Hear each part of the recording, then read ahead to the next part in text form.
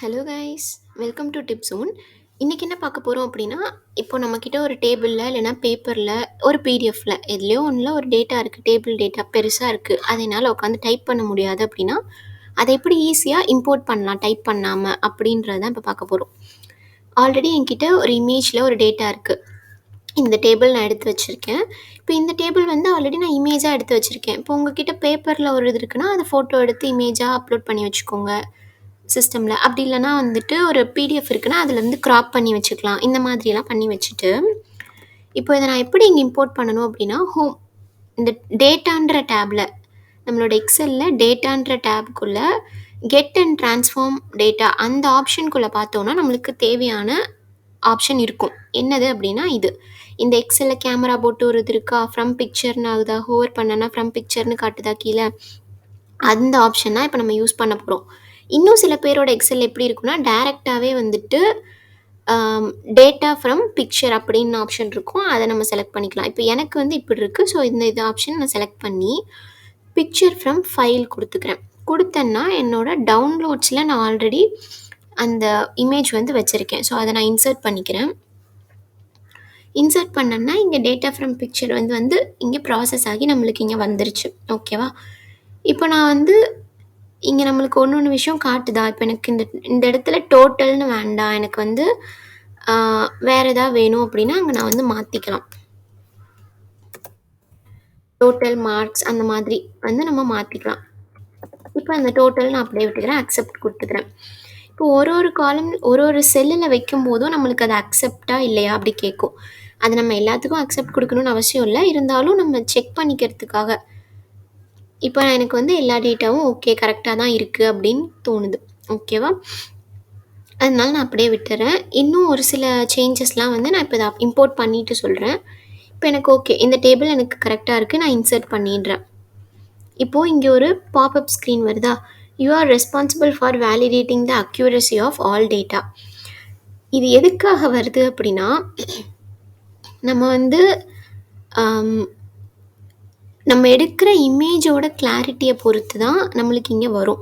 நம்ம கிளாரிட்டி இல்லாமல் அந்த இமேஜ் கொடுத்துருந்தோம் அப்படின்னா அப்போ அது வந்து 6:8ன்னு காட்டும், 8:6ன்னு காட்டும், இந்த மாதிரியான விஷயம்லாம் வரும். ஸோ நம்ம இமேஜ் எந்த அளவுக்கு கிளாரிட்டியாக இருக்குது, அந்த டேபிள் எந்த அளவுக்கு கிளியராக இருக்குன்றதை பொறுத்து தான் நம்மளுக்கு இங்கே டேட்டா வந்து எக்ஸ்ட்ராக்ட் ஆக போகுது. இப்போ அது கரெக்டாக எக்ஸ்ட்ராக்ட் ஆயிருக்கா இல்லையா அப்படின்றத நம்ம தான் பார்த்துக்கணும். அதுக்காக தான் இது காட்டுது. ஓகேவா? ஸோ இன்சர்ட் டேட்டா கொடுத்துட்றேன். இப்போ நான் இங்கே கொடுத்தேன்னா இப்போ நான் வந்து ஸ்ப்ளிட் ஸ்க்ரீனில் அந்த இமேஜையும் காட்டுறேன். இப்போ எனக்கு இந்த இமேஜுக்கும் இந்த எக்ஸல் இருக்கிறதுக்கும் நிறையா வித்தியாசம் இருக்குது. கரெக்டாக எக்ஸ்பெக்டேஷன் ரியாலிட்டின்ற மாதிரி இருக்குது. இது ஏன் அப்படின்னா, எனக்கு இந்த மர்ஜ் பண்ணி இங்கே வந்து இருக்குது. இந்த என்கிட்ட இருக்க இமேஜ் வந்து மர்ஜ் ஆகி அந்த காலம்ஸ் எல்லாம் இருக்குது. இப்போ ஃபார் எக்ஸாம்பிள் மேல் அப்படின்ற செல் வந்துட்டு எப்படி கொடுத்துருக்காங்க அப்படின்னா 2 செல்லை மர்ஜ் பண்ணி மேல்னு கொடுத்துருக்காங்க. ஆனால் இங்கே நம்ம இம்போர்ட் பண்ணுறப்ப எக்ஸலுக்கு அதெல்லாம் தெரியாது, அது மர்ஜ் பண்ணி கொடுத்துருக்காங்களா இல்லை ஒரு செல்லில் இருக்கா அப்படின்றது தெரியாது. ஸோ இப்படி தான் வரும். நம்மளுக்கு தேவை இந்த நம்பர் தான். ஏன்னா இந்த நம்பரை நம்ம பார்த்து போட்டிருந்தோன்னா எப்படி போட்டிருப்போம், கண்டிப்பாக தப்பாக போட்டிருப்போம். ஸோ இந்த நம்பர் தான் நம்மளுக்கு மெயின். அது வந்து கரெக்டாக வந்தாலே போதும். இந்த மாதிரி காலம் ஹெட்டிங் அப்படிலாம் அதெல்லாம் நம்ம தான் கொஞ்சம் எடிட் பண்ணிக்கிற மாதிரி இருக்கும். ஸோ அது வந்து ஒரு பெரிய வேலை கிடையாது.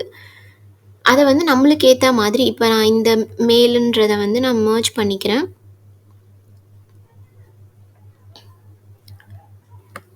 இதை மர்ஜ் பண்ணிக்கிறேன் இந்த மாதிரி. இப்போ இங்கே ஃபீமேல்ன்றது வந்துட்டு இங்கே இருந்திருக்கும். இப்போ ஃபீமேல்ன்றது வந்து அர்பன் ரூரல் இங்கே இருந்திருக்கும்.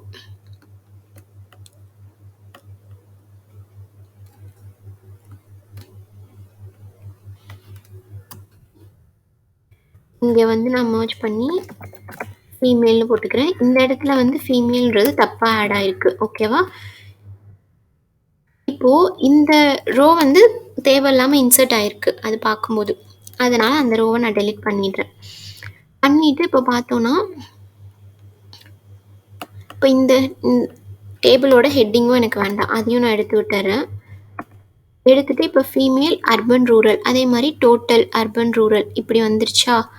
இப்போ இது கரெக்டாக இருக்கான்னு பார்க்கலாம் நம்மளோட தேவையான மாதிரி. ஃபஸ்ட்டு மார்க் இருக்குது, அப்புறம் மேல்ல அர்பன், ரூரல் இருக்கு. அடுத்து டோட்டல் இருக்கு. சேம் ஃபீமேல் அர்பன், ரூரல் அடுத்து டோட்டல் இருக்கு. அடுத்து டோட்டல்ல அர்பன், ரூரல் மறுபடியும் டோட்டல். இப்போ வந்து நம்மளுக்கு தேவையான ஃபார்மேட்ல வந்துருச்சு. ஓகேவா? இதைத்தான் வந்து அவங்க இந்த 2யும் மர்ஜ் பண்ணி வச்சிருக்காங்க. அதே மாதிரி இந்த 2யும் மர்ஜ் பண்ணி வச்சிருக்காங்க. இப்போ நான் இதுக்கு பார்டர் போட்டுறேன். அதே மாதிரி மார்க்ஸையும் மர்ஜ் பண்ணிடுறேன். இப்போ நம்ம பார்த்தோன்னா இப்போ நம்மளுக்கு இந்த ஷீட்டில் இருந்த மாதிரி, அதாவது இந்த இமேஜில் இருந்த மாதிரியே வந்துருச்சா டேட்டா. ஸோ இந்த மாதிரி சேஞ்சஸ் வந்து நம்ம தான் பண்ணுற மாதிரி இருக்கும்.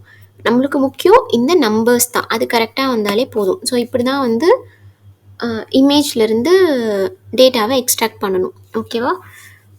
நம்மளுக்கு இன்னொரு முக்கியமான விஷயம் என்ன அப்படின்னா, இப்போ எனக்கு இந்த டேபிள் மட்டும்தான் வேணும் அப்படின்றப்ப, ஃபார் எக்ஸாம்பிள் பிடிஎஃப்லேருந்து க்ராப் பண்ணுறீங்க அப்படின்னா வெறும் டேபிளை மட்டும் க்ராப் பண்ணி வச்சுக்கோங்க. மேலே இருக்க டேட்டா கீழே அந்த கண்டென்ட் எதாக இருந்தால் அதெல்லாம் காப்பி பண்ணிங்கன்னா நம்மளுக்கு தான் வேலை அதிகமாகும். ஏன்னா அது வந்து நம்ம அந்த ப்ராசஸ் ஆகி அதை ரிவ்யூ பண்ணும்போது நிறையா டைம் எடுத்துக்கும். ஓகேவா?